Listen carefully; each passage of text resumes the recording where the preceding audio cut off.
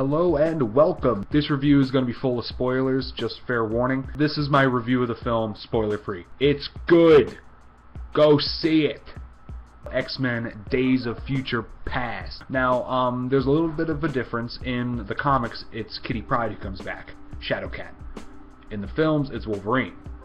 Why? Hugh Jackman is a big star and Wolverine's a big character. It's in the future world with everything is shit. The Sentinels are just going crazy, kicking everyone's ass. I mean, you have a few mutants left, but not a lot. I mean, it's just bad. It's just a bad time. Kitty Pryde and them, she's sitting down doing the little thing, and then they vanish.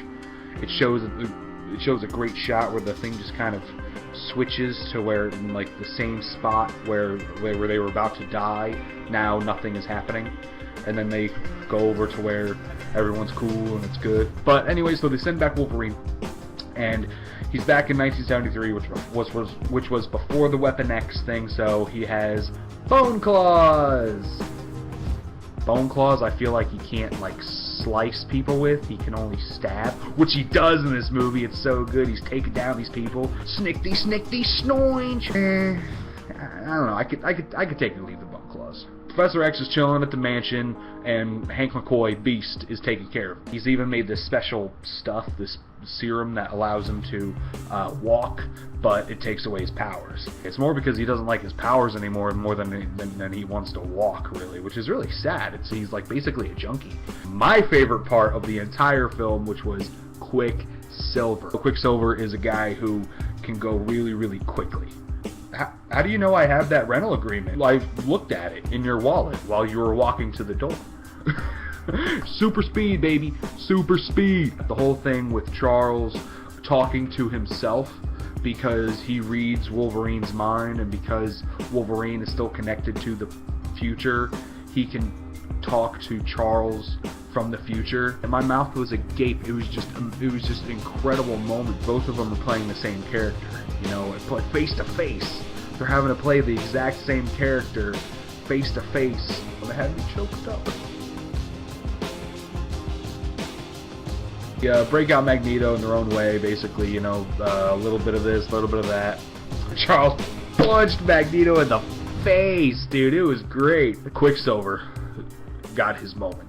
And I'm talking about his moment because it was where we saw everything from Quicksilver's perspective.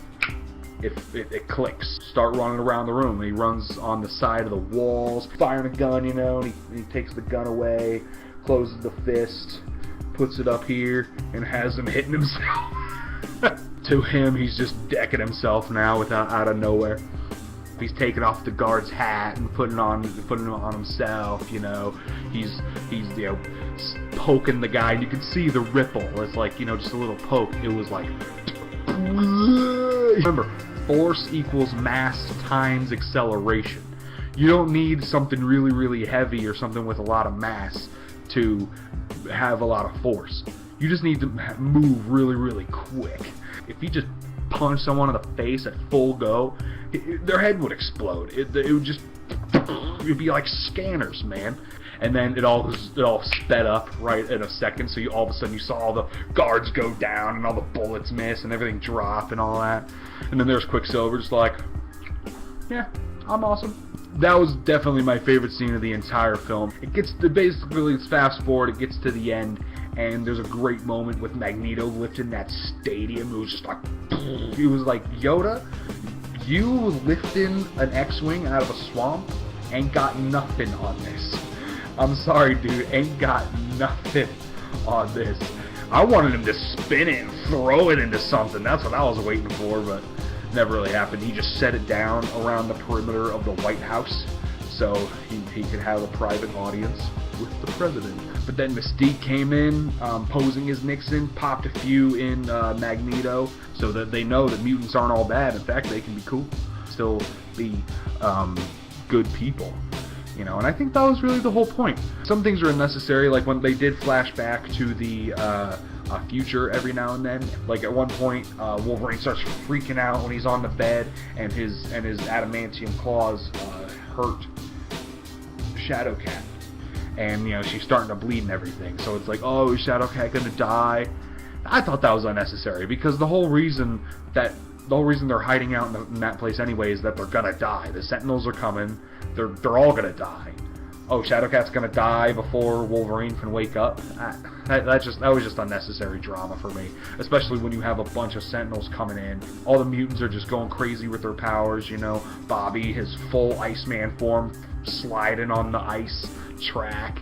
Magneto comes in and just goes ballistic, just obliterates so many Sentinels. But then you see a whole bunch of all the X-Men die. You just see them just get killed by all these Sentinels, and it's just pulling at your heartstrings. And then finally, it's like, will Wolverine wake up?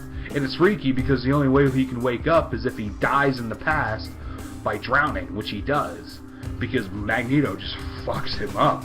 Seeing everyone die was pretty brutal, but seeing everyone alive again at the end really made up for it. I mean, Jean, Rogue, Bobby, freaking Cyclops, man. Cyclops is back. So happy about that. And, you know, basically what Bryan Singer did with this film was rewrite X-Men. I guess in order to right the ship, Bryan Singer had to destroy even his own creations. But I guess that's the best way to move forward.